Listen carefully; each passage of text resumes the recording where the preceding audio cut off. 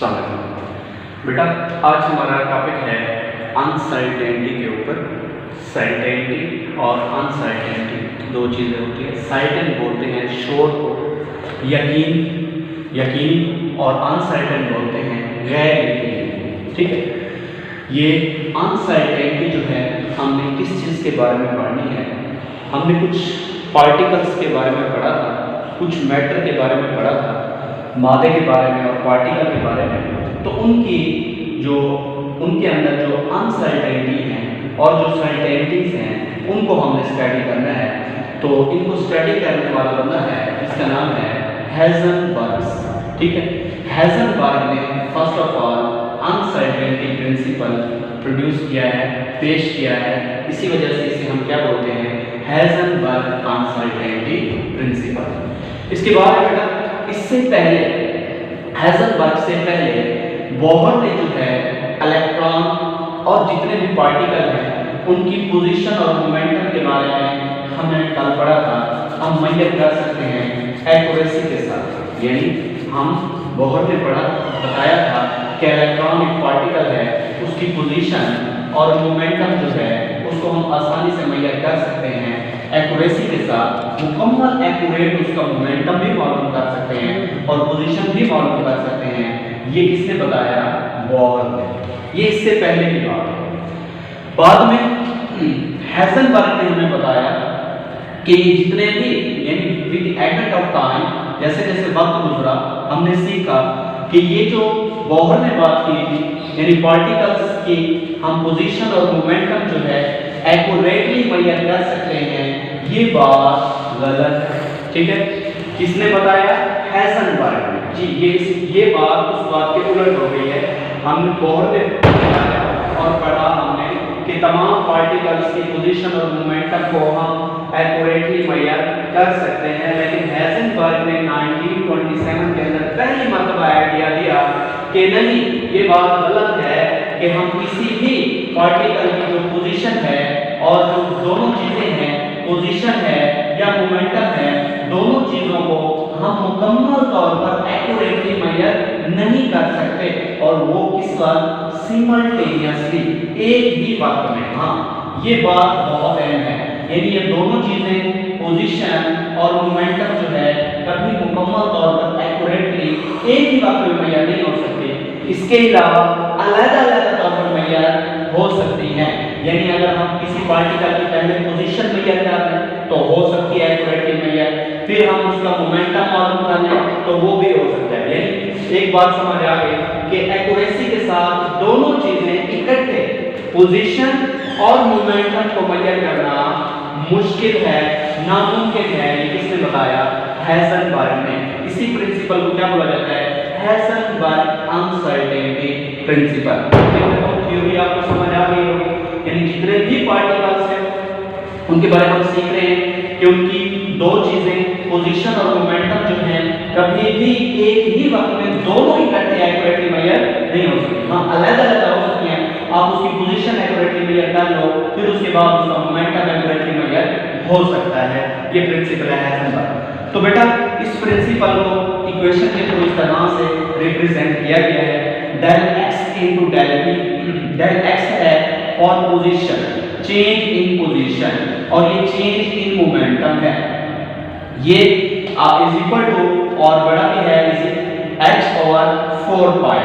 बेटा हमारे पास ये दो बातें बहुत अहम हैं, हमने इस चीज को स्टडी करना है, change in position and change in momentum. ये बात, चेंज इन पोजीशन और चेंज इन मोमेंटम, अगर आप इसे गौर से देखें तो ये एक दूसरे के इनवर्सली प्रोपोर्शनल है। यानी ये यहाँ पर प्रोडक्ट है। अगर मैं यहाँ del p को यहाँ से मल्टीप्लाई हो रहा है इस तरफ ले जाऊँ, इस इक्वेशन के सेकंड साइड पर ले जाऊँ, तो ये वहाँ जाकर उसके साथ डिवाइड हो जाएगा। जी, ये यहाँ पर मल्टीप्लाई हो रही है। Change in position is the product of change in momentum के साथ ये प्रोडक्ट है।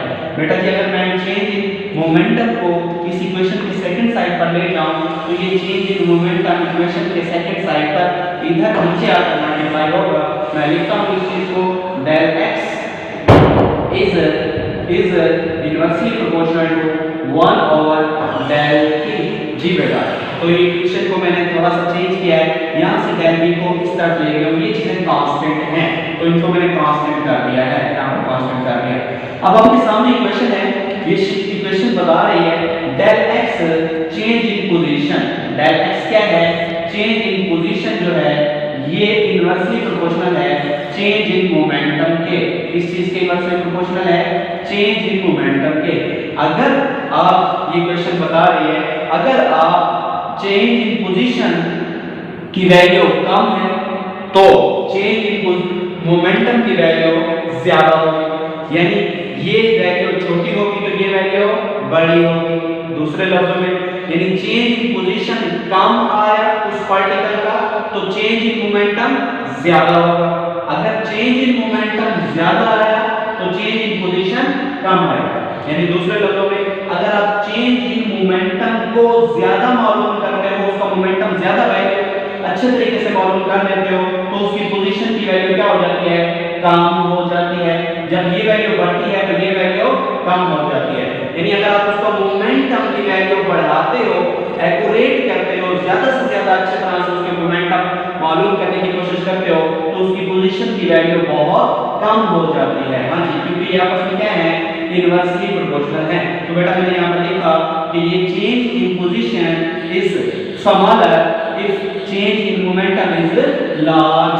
अगर आप मोमेंटम की वैल्यू को बढ़ाते हो, उस पार्टिकल के मोमेंटम को सही तरह से मालूम करते हो तो उसकी पोजीशन की वैल्यू बहुत कम होगी, उसकी पोजीशन सही तरह से मालूम नहीं होगी, क्योंकि आपस में क्या है? इनवर्सली प्रोपोर्शनल है एंड वाइस वर्सा। इसके बाद so if one quantity measured, इसका नतीजा क्या है? इसी बात का नतीजा यहाँ लिखा हुआ, रिजल्ट लिखा हुआ है। अगर आप इसको मालूम करते हो चेंज इन पोजीशन, इसकी वैल्यू को बढ़ाते हो, पोजीशन को सही एक्यूरेट करते हो तो ये वैल्यू बहुत छोटी हो जाएगी, यानी मोमेंटम सही नहीं आएगा। If one quantity is measured accurately, अगर आप एक क्वांटिटी को एक्यूरेटली मेजर करते हो, इसकी वैल्यू को बढ़ाते हो तो ऑटोमेटिकली दूसरी जो वैल्यू है इंड्यूस हो जाती है। ऑटोमेटिकली जो है इसकी एक्यूरेसी, एक वैल्यू की एक्यूरेसी दूसरी वैल्यू के अंदर क्या प्रोड्यूस कर देती है? अनएक्यूरेसी। अनएक्यूरेसी का मतलब अनसर्टेनिटी। हाँ जी, एक एक्यूरेटली मेजर्ड होगी तो दूसरी अनएक्यूरेट। यानी मैं अगर यहाँ पर लिखूं del x into del p, अगर बेटा मैं उसकी पोजीशन को एक्यूरेटली मेजर करता हूं तो उसकी वैल्यू बहुत बढ़ गई तो ऑटोमेटिकली ये वैल्यू बहुत छोटी होगी, यानी उसका मोमेंटम बहुत कम मालूम होगा, उसकी मोमेंटम की वैल्यू बहुत स्मॉल होगी। तो इसकी एक्यूरेसी ने इसके अंदर अनएक्यूरेसी इंड्यूस करा दी है। तो एक वैल्यू की, एक क्वांटिटी की जो एक्यूरेसी है वो दूसरे के अंदर क्या इंड्यूस कराती है? अनएक्यूरेसी। अभी तक जो हमने पढ़ा वो ये कि शुरू में हमने सीखा था बेटा जितने भी पार्टिकल हैं हम उनकी पोजीशन कहां पर पाए जाते हैं वो मालूम कर सकते हैं और उनका mp/v यानी मोमेंटम भी मालूम कर सकते हैं। ये बोहर ने बताया। फिर हम सीखा कि नहीं, ये बात गलत है कि आप किसी भी पार्टिकल की अगर पोजीशन मालूम करते हैं तो पोजीशन मालूम हो जाएगी इस में, लेकिन इसका मोमेंटम ये किस वेलोसिटी के साथ, इसका मास और वेलोसिटी का जो प्रोडक्ट है वो मालूम नहीं हो सकता। हाँ, अगर आप इसका मोमेंटम मालूम करते हो, ये पोजीशन मालूम हो गई, इस लम्हे मोमेंटम नहीं मालूम हो सकता। अगर अगले लम्हे में ऐसे करता हूँ इसका मोमेंटम आपको मालूम हो सकता है, अब इसका मोमेंटम मालूम हो सकता है, लेकिन पोजीशन आपके सामने। अब ये जब मैं बोल रहा हूँ अब इसका मोमेंटम मालूम हो रहा है, लेकिन पोजीशन, ये देखिए पोजीशन चेंज हो रही है। मोमेंटम मालूम हो सकता है इस लम्हे, लेकिन पोजीशन चेंज हो रही है। पोजीशन मालूम है, हाँ, अब पोजीशन मालूम हो सकती है, मोमेंटम मालूम नहीं हो सकता। यानी ये जो दो बातें हैं कभी भी एक साथ नहीं हो सकती। इनको हमने इस तरह से रिप्रेजेंट किया है कि पोजीशन और मोमेंटम जो है ये आपस में इनवर्सली प्रोपोर्शनल है। अगर आप पोजीशन सही मालूम करते हो तो मोमेंटम सही नहीं मालूम होता। अगर आप मोमेंटम सही मालूम कर लेते हो, ये मोमेंटम सही मालूम हो गया, लेकिन इसकी पोजीशन इसलिए में देखेंगे मोमेंटम के साथ मूव कर रहा है, मोमेंटम तो मालूम हो जाएगा, लेकिन इसकी पोजीशन चेंज हो रही है वो मालूम नहीं होगी। इसके बाद बेटा इसी को आगे बढ़ाया है थोड़ा सा, अनसर्टेनिटी जो बेटा अनसर्टेनिटी प्रिंसिपल जो अभी हमने सीखा कि किस चीज पर एप्लीकेबल होगा, ऐसे पार्टिकल्स जो बहुत छोटे होते हैं, जो आम आंख से नजर नहीं आते, लेकिन हम क्या बोलते हैं माइक्रोस्कोपिक पार्टिकल के ऊपर ये अनसर्टेनिटी प्रिंसिपल लागू होगा, जैसे इलेक्ट्रॉन, प्रोटॉन और न्यूट्रॉन। इसके बाद यदि मैक्रोस्कोपिक ऐसे पार्टिकल जो आम आंख से नजर आते हैं उनके ऊपर ये बात लागू नहीं होगी, यानी उनके ऊपर ये बात लागू नहीं होगी, पोजीशन और मोमेंटम आपस में इनवर्सली प्रोपोर्शनल वाली बात लागू, यानी अनसर्टेनिटी प्रिंसिपल एप्लीकेबल नहीं होता। ये किसके ऊपर एप्लीकेबल हो गया, microscopic particle, electron, proton, neutron and so on. इसके बाद है बेटा कॉम्पटन इफेक्ट। कॉम्पटन इफेक्ट क्या है, ये एक्सप्लेन करता है अनसर्टेनिटी प्रिंसिपल को, इसी प्रिंसिपल की हेल्प कर रहा है, उसी हेज़नबर्ग का जो प्रिंसिपल है उसको ये हेल्प आउट कर रहा है, उसे एक्सप्लेन कर रहा है। कैसे, देखिए बेटा अब आपके पास एक एटम है, उस एटम के आप पोजीशन या मोमेंटम मालूम करना चाहते हैं तो आपको कोई जो लाइट है, कोई सोर्स ऑफ लाइट से लाइट जो है वो इसके ऊपर जो है स्ट्राइक कराना पड़ेगा। बिल्कुल ऐसे किया, इलेक्ट्रॉन की पोजीशन को मेजर करने के लिए हमने जो है विजिबल लाइट स्ट्राइक करा दी।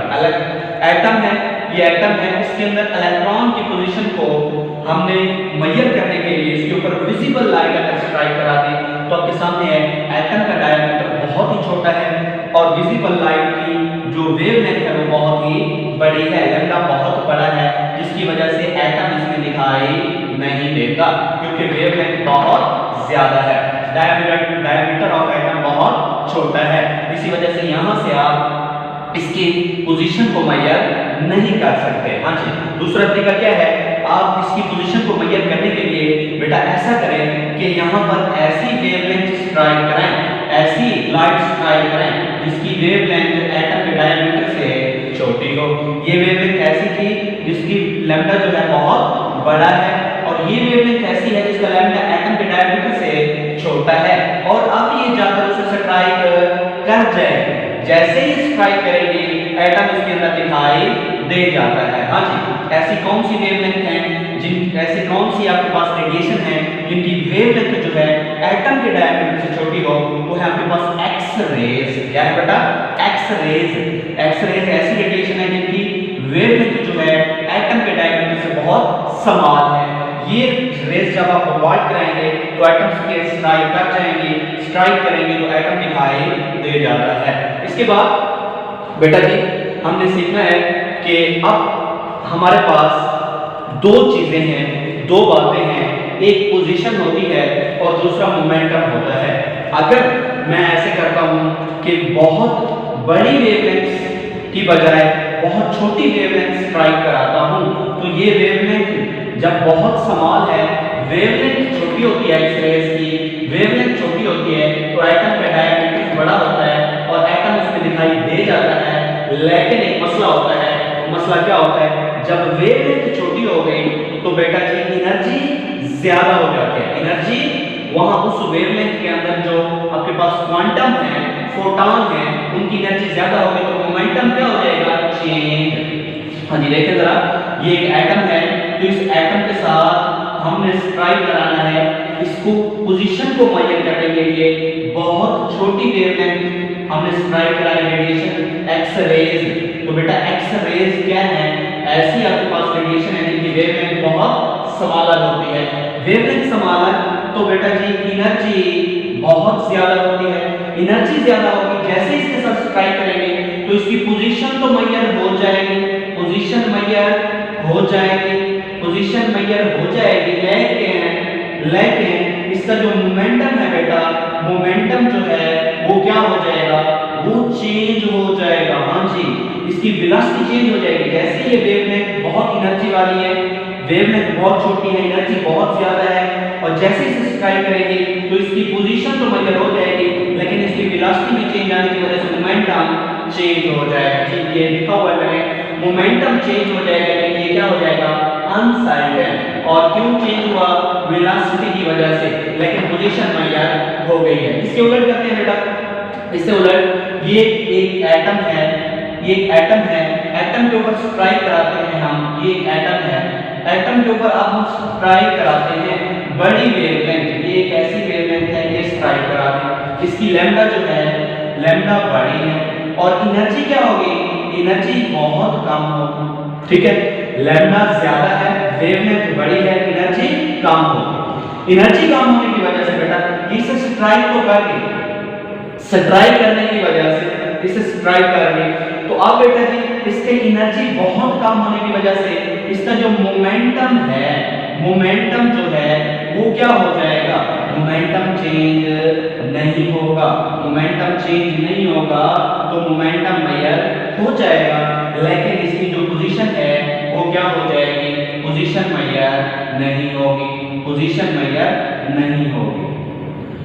हाँ जी, पोजीशन सही मेजर नहीं होगी, मोमेंटम मेजर हो गया है, पोजीशन मेजर नहीं होगी। एक चीज मेजर होती है और दूसरी चीज ऑटोमेटिकली मेजर नहीं होगी। अब हम क्या करते हैं, now use photon of longer wavelength, हमने ऐसी रेडिएशन को अवॉइड कराई है जिनकी वेवलेंथ बहुत बड़ी है, वेवलेंथ बड़ी होती है तो एनर्जी कम होती है, इससे क्या फायदा होगा, इससे मोमेंटम जो है चेंज नहीं होगा, यानी साइक्लिक होगा, मालूम हो जाएगा, सही वैल्यू पता चल जाएगी कि इस एटम का मोमेंटम क्या था, लेकिन इसके साथ ही बेटा मोमेंटम तो सही मेजर हो गया इस काम करने से, लेकिन पोजीशन सही मेजर नहीं होगी, पोजीशन क्या हो जाएगी, अनसर्टेन हो जाएगी। जी, एक चीज में सर्टेनिटी, दूसरी चीज में ऑटोमेटिकली अनसर्टेनिटी, एक चीज में अनसर्टेनिटी, दूसरी चीज में ऑटोमेटिकली सर्टेनिटी को जो है वो इंड्यूस करा देती है। तो बेटा ये आज आपका टॉपिक उम्मीद करता हूं समझ आया होगा इंशाल्लाह।